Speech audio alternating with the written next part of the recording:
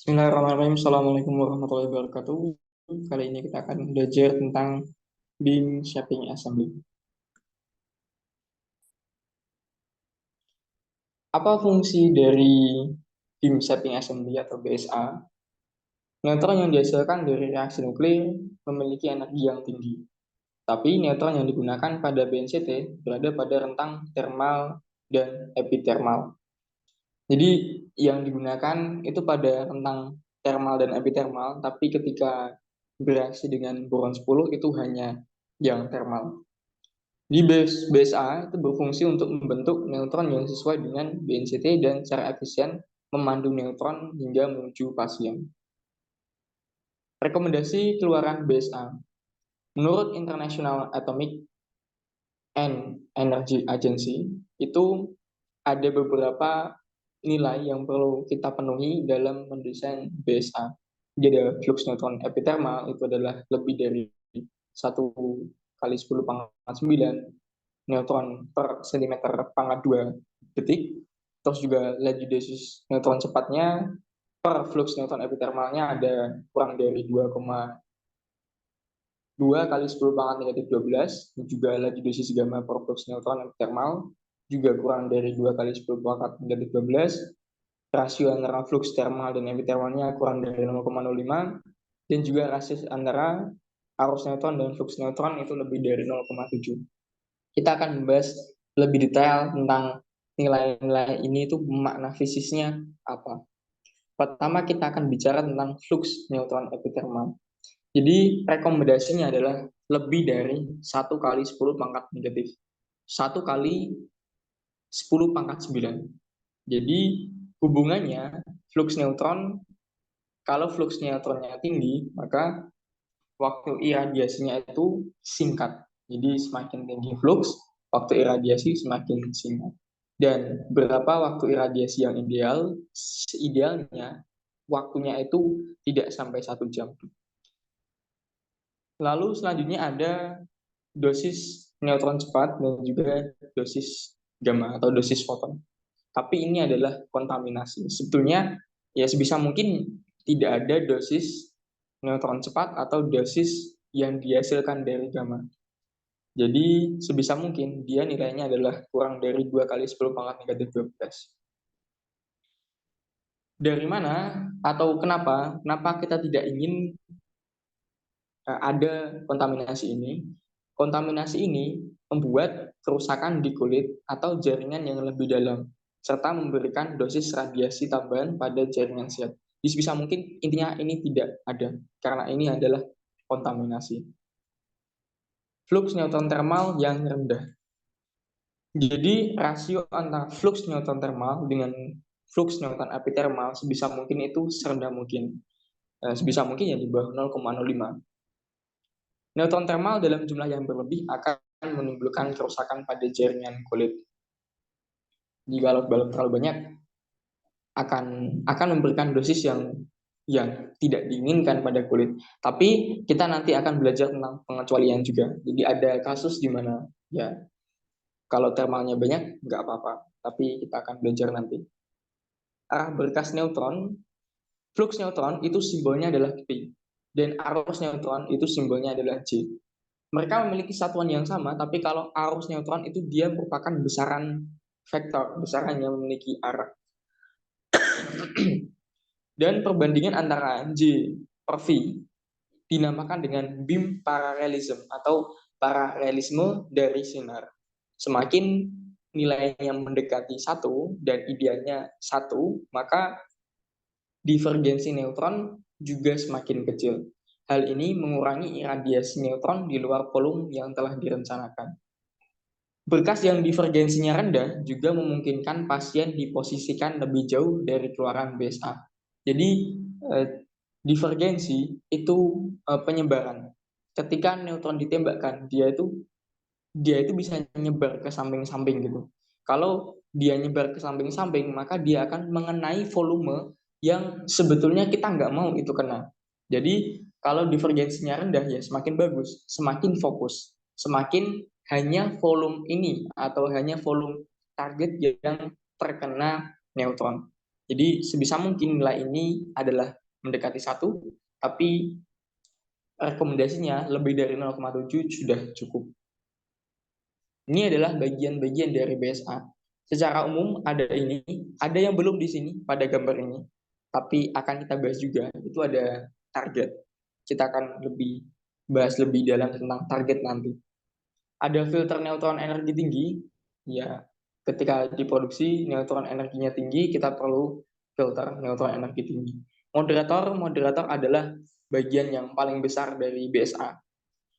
Reflektor fungsinya adalah merefleksikan, memantulkan kembali neutron kembali ke dalam BSA atau kembali ke dalam jalur yang seharusnya.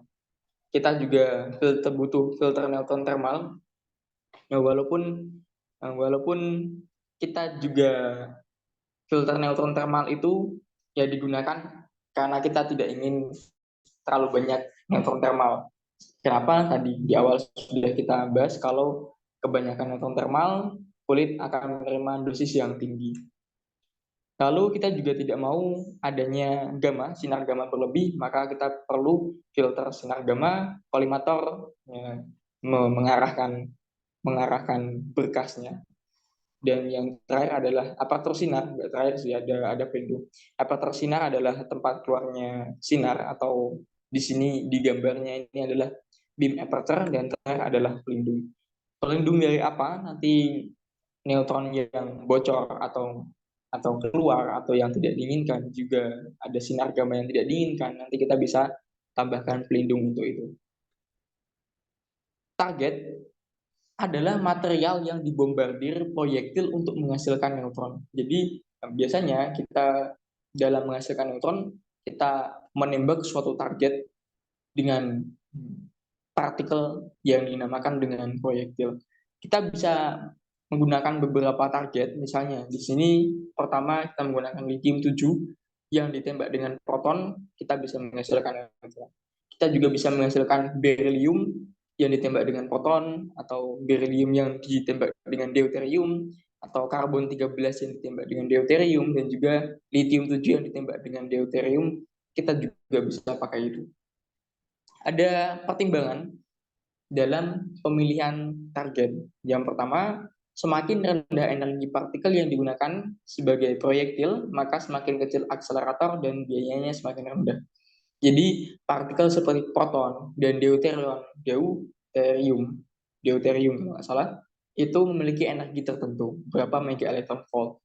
Dan bagaimana cara kita mencapai energi sebesar itu? Ya, kita pakai akselerator. Kalau energi yang dihasilkan,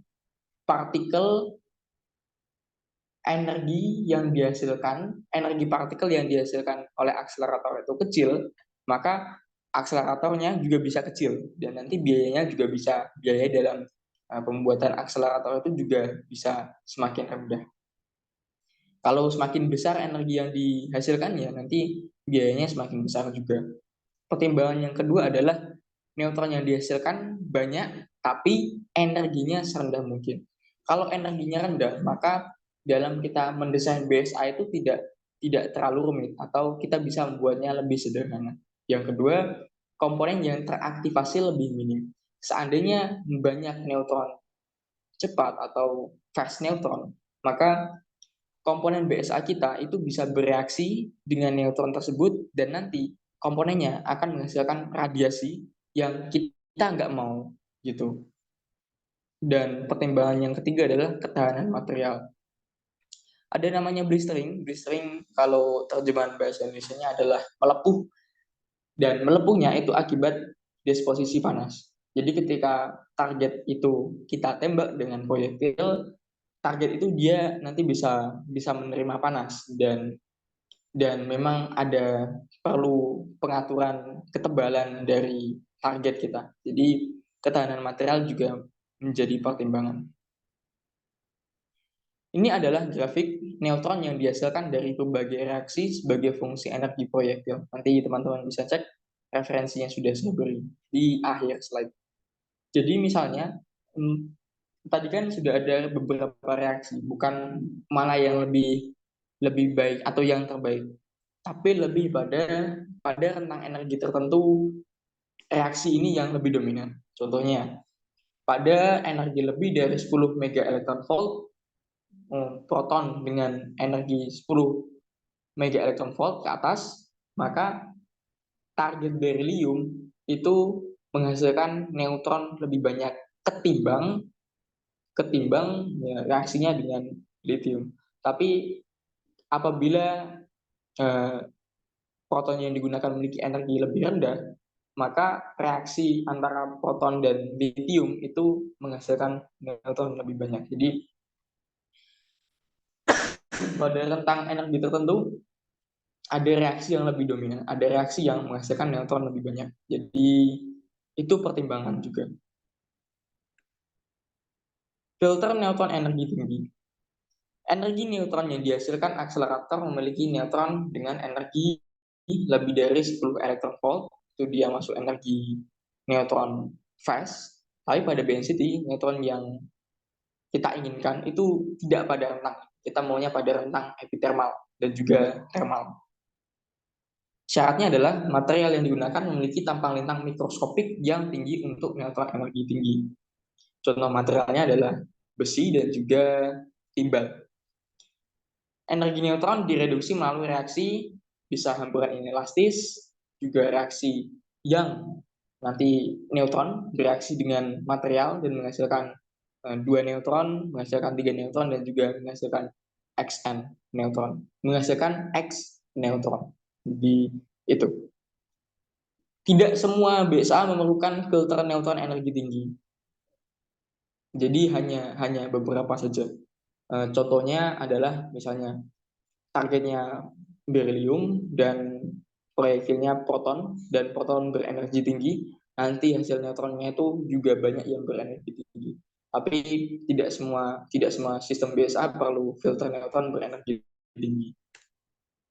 Moderator fungsinya adalah mengurangi energi neutron agar energinya sesuai dengan keperluan. Mengurangi komponen neutron cepat atau meningkatkan flux neutron epithermal. Jadi tolong dibaca pelan-pelan. Jadi ketika kita menurunkan atau mengurangi energi neutron cepat yang semula masuk kategori neutron cepat, dia akan pindah kategori menjadi flux neutron epithermal. Jadi ketika kita mengurangi neutron cepat, maka kita akan meningkatkan flux neutron epithermal dan juga bisa jadi kalau pengurangannya cukup banyak, dia jadi kategori flux neutron thermal. Dan hal ini mengurangi neutron cepat dan meningkatkan flux neutron thermal dapat kita lakukan dengan meningkatkan ukuran dari moderator. Tapi kalau moderatornya itu terlalu besar, maka flux neutron yang keluar itu juga akan kecil karena pertama, moderator itu sendiri bisa mengalami reaksi serapan dengan neutron dan neutronnya akhirnya yang keluar dari BSA itu kecil.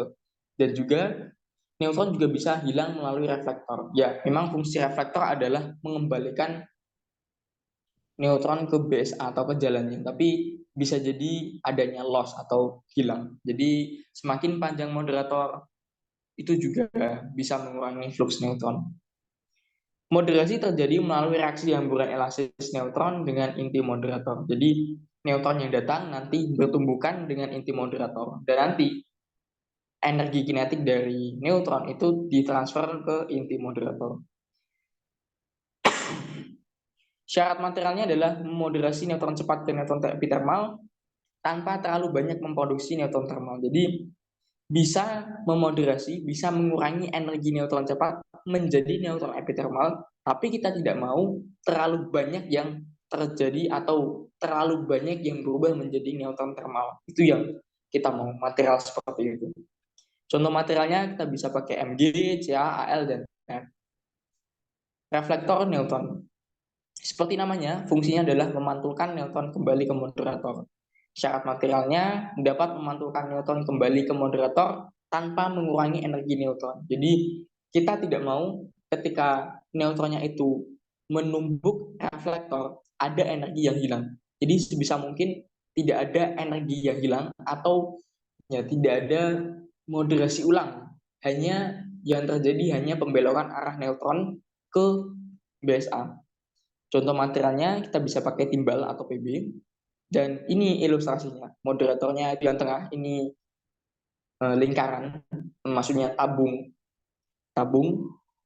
Jadi ketika ada neutron yang tidak arahnya tidak lurus keluar BSA, lurus tapi belok, kita tidak mau neutron itu hilang. Jadi gunanya reflektor adalah mengembalikan neutron kembali ke jalan yang benar.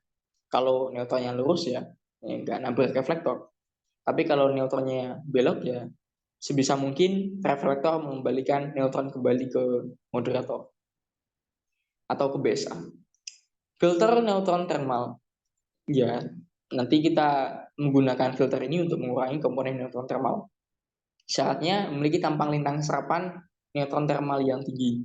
Contoh materialnya kita bisa pakai kadmium, CD, atau lithium 6. Kalau kita pakai CD, nanti reaksi antara CD dan neutron thermal itu ya memang bisa mengurangi neutron thermal. Tapi reaksinya menghasilkan sinar gamma. Kalau pakai lithium 6, kita tidak menghasilkan sinar gamma. Rekomendasi perbandingan antara flux neutron thermal dan epithermal adalah kurang dari 0,5. Tapi ada tapinya. Kita bisa pakai perbandingan yang lebih besar atau kita bisa menggunakan flux neutron thermal yang lebih banyak apabila lokasi tumornya itu dekat dengan kulit. Kan tadi di awal kita tidak mau komponen flux neutron thermal itu banyak karena nanti kulit akan menerima dosis yang cukup besar karena hal itu. Tapi seandainya tumornya memang di kulit ya sah-sah saja kalau kita menggunakan flux neutron thermal yang lebih dari perbandingannya lebih dari 0,05. Filter sinar gamma. Mengurangi radiasi sinar gamma, fungsinya radiasi sinar gamma dapat muncul dari reaksi antara komponen BSA dengan neutron. Contohnya tadi, seandainya kita menggunakan kadmium sebagai filter neutron thermal, maka akan ada sinar gamma yang muncul. Maka kita perlu filter sinar gamma. Kita bisa pakai PB atau bismut. PB itu dia bagus untuk mengatenuasi atau melemahkan sinar gamma, tetapi permeabilitas neutronnya itu rendah. Maksudnya dia susah ditembus neutron. Kalau susah ditembus neutron kan nanti neutron yang keluar dari BSA itu sedikit. Tapi kalau pakai bismut, dia memiliki permeabilitas neutron yang baik sehingga dapat meningkatkan intensitas neutron. Tapi kekurangannya adalah reaksi antara bismut dan neutron dia dapat menghasilkan polonium 210 dan polonium 210 dia radioaktif dan bisa memancarkan radiasi sinar alfa. Di seandainya kita pakai bismut, kita juga harus menangani radiasi sinar alfa dari hasil reaksi antara bismut dan neutron. Kolimator fungsinya adalah mentransfer dan memfokuskan partikel secara efisien menuju aperture sinar atau beam aperture. Dia berupa rongga yang berisi udara. Syaratnya dia bisa memantulkan neutron untuk kolimator yang bagian mula-mula, bagian awal, kebalikan dari bagian akhir. Dia bisa memantulkan neutron dan kalau kolimator bagian ujung dia bisa menyerap neutron untuk mencegah neutron yang bocor atau leakage. Contoh materialnya kita bisa pakai polyethylene dan juga PB. LiF atau B4C dapat ditambahkan pada polyethylene untuk mengurangi bocoran neutron.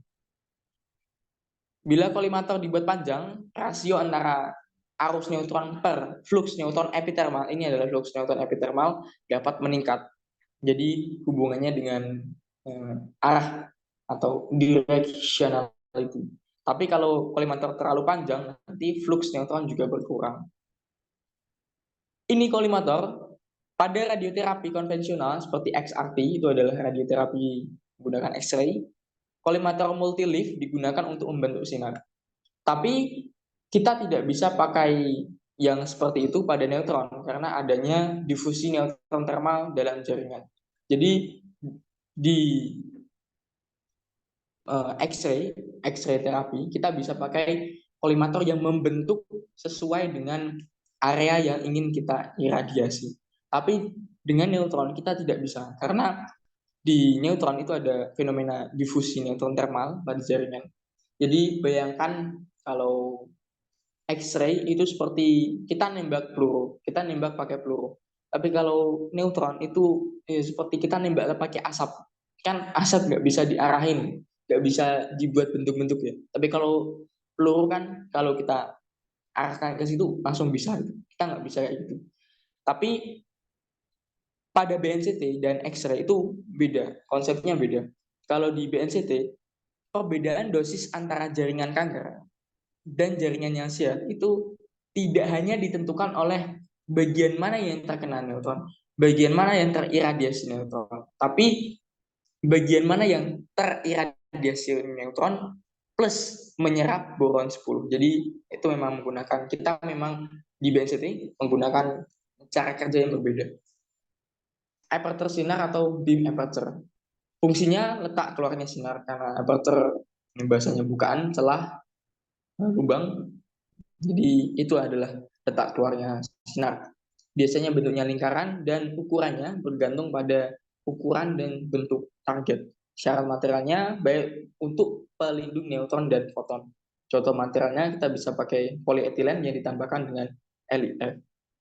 Kadang juga kita bisa menambahkan shutter atau penutup berbahan timbal yang diletakkan di depan aperture kalau sistem tidak digunakan atau tidak dioperasikan. Gunanya tadi, komponen BSA ada yang teraktivasi, ada yang dia itu bisa mengeluarkan foton atau gamma.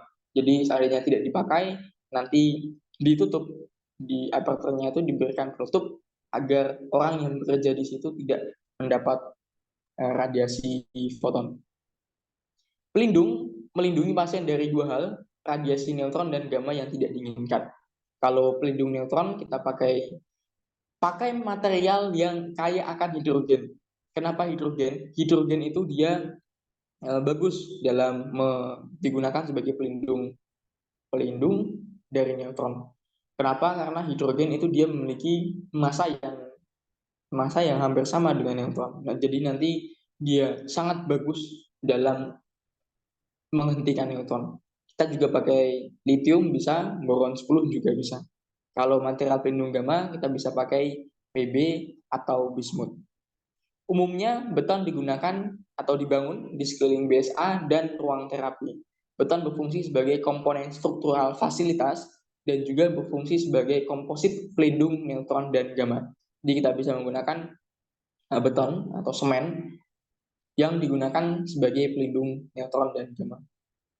Kita akan lihat beberapa contoh BSA. Tadi kita sudah lihat secara umum BSA itu seperti apa. Tapi banyak sekali desain BSA yang teman-teman bisa lihat, nanti teman-teman cek saja di referensi yang sudah saya berikan. Ini targetnya adalah beryllium yang ditembak oleh foton, filter neutron thermalnya adalah sulfur dan nikel, moderatornya adalah aluminium dan AlF3, filter gamanya adalah bismut, dan reflektornya adalah PbF2. Untuk yang ini, contoh lain masih sama, targetnya adalah beryllium dan proyektilnya adalah proton. Untuk moderator yang digunakan adalah aluminium dan BiF3, reflektornya ada timbal dan grafit, kolimatornya adalah nikel dan juga polietilen yang sudah diberi boron, dan filternya adalah besi, Fa, dan juga kadmium. Yang terakhir, contoh yang terakhir, kita ada targetnya lithium, proyektilnya proton, dan di lithiumnya itu diberi pondasi tembaga, reflektornya Pb, moderatornya MgF2, pipa jalur proton. Jadi kan jalur protonnya untuk menembak target itu ada jalurnya. Itu terbuat dari stainless steel, kolimatornya dari 6 LiF, dan pelindungnya terbuat dari polietilen yang mengandung boron. Jadi itu saja untuk hari ini. Referensi utamanya adalah Advanced in Boron Neutron Capture Therapy. Nanti teman-teman bisa buka bagian di shaping assembly. Untuk sisanya nanti bisa disesuaikan. Tadi sudah saya berikan citasi kecil-kecil. Apabila teman-teman tertarik baca lebih jauh tentang itu, dan saya sangat menyarankan baca lebih jauh, teman-teman bisa langsung cek di publikasi-publikasi ini. Mungkin itu saja. Terima kasih. Assalamualaikum warahmatullahi wabarakatuh.